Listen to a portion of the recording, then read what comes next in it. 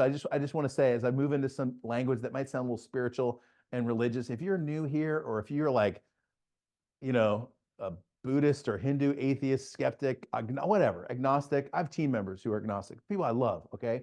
So just so you know, you are welcome here, and you're welcome to just join the conversation, whether this makes 100% sense or 90% sense. Okay. So if Psalm 23 is the 2023 framework, remember Psalm 23 is the place where God, he puts a table for you in the presence of your enemies, right? Even though I walk through the valley of the shadow of death, I'll fear no evil, for your rod and your staff, they comfort me. 2023 was a year where God's rod and staff were moving you.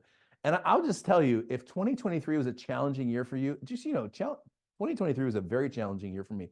We launched the God Talks brand. We launched in March of 2023. I took an existing business with hundreds of thousands of followers, and it was a very business-centric business. I was teaching productivity and branding, positioning, and speaking, and teaching people how to be consultants and how to make money in different areas in business, and had a robust coaching program, which I still have. And in March of 2023, we took that brand and went and made like a 90-degree turn. When you do that, you always invest a lot of money, and the results come slowly after that. Okay. So for me, 2023 was a challenging year too. 2023 was a year where God prepared a table for me in the presence of my enemies. Okay. And for you, I think you probably feel the same way. Like, yeah, it was kind of a hard year. Like, it was a challenging year. It was a bumpy year. Remember, God was just here's the picture I saw, just so you know, for 2023. If you can imagine, like, this cart, two horses and a cart, like one of those old timey carts, and it's got all kinds of supplies on the back of the cart, and the road starts getting bumpy, and the cart starts bouncing, and things start bouncing off the cart. Can you picture that? The cart just bouncing. I had this picture. I was doing a God Talks one day, and God showed me this picture. Boom, boom, boom, boom, boom, boom. This cart, do, do, do, do, do, and things are bouncing off the cart. 2023 was the year where God got stuff off your cart that you didn't need. Okay. So so if it felt painful, some of those things needed to go. Some of those relationships needed to go. Some of those attachments needed to go. Some of that idolatry or whatever it was for you. And now here we are with a clean slate. Boom, 2024. You've got rid of those things. You got your cart turned into a fighter jet. Okay. And now you're ready to roll. Psalm 24, however, if you're familiar with this, and I'm going to pull it up, is the year where the king comes in. Okay.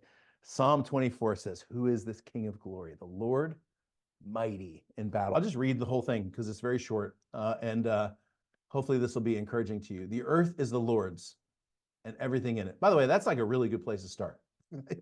If you have any kind of anxiety, just start there. "The world and all who live in it, he founded it on the seas, he established it on the waters. Who may ascend to the mountain of the Lord? Who may stand in his holy place? The one who has clean hands and a pure heart, who does not trust in an idol or swear by a false god." Let me pause here for just a second. 99% of the people who read this, if you're like me, the one who has clean hands and a pure heart, are like, "I'm out." Okay. Just remember, the God Talks book, under the subtitle, says how to have a friendship with God, even if you've made a million mistakes. Okay. So don't disqualify yourself from this. Please don't. You are, I'm assuming, a person who's been forgiven. Okay. And it comes down to this, by the way. This was really important in 2023. That cart analogy, some of what God was throwing off are the things that you were holding on to besides him. "They will receive blessing from the Lord and vindication from God their Savior. Such is the generation of those who seek him, who seek your face, the God of Jacob." Now check this out. "Lift up your heads, you gates. Be lifted up, you ancient doors, that the King of glory may come in." Who is this King of glory? The Lord strong and mighty, the Lord mighty in battle. "Lift up your heads, you gates. Lift them up, you ancient doors, that the King of glory may come in." Who is this King of glory? Who is he? The King of glory, the Lord Almighty. He is the King of glory. All right, I'm going to just loop back to that in just a second, but the imagery there is the king coming in. I'm going to tell you about a vision that I had with the king coming in. But it was interesting. I was reading that verse in the Passion Translation, which I just love that translation. Brian Simmons, I was reading the Passion, and the way he translated that is he said, "Be lifted up, you living gates, you living doors." And I was like, "Oh, wait a second now. What's a living door? Or what's a living gate?" Okay, remember, this is the year of an open door. But at the same time, you have a key. Okay, so like Isaiah 22:22 speaks of this key of David. I'm going to get back to the key of David in about probably like 30 minutes.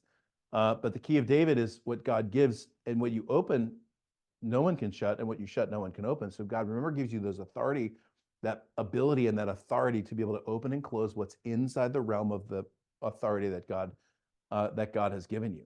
And so, in a sense, when it says be lifted up, you living doors, you everlasting doors. What God is saying to you is lift up your eyes and open up your realm of authority so that the King of Glory might come in.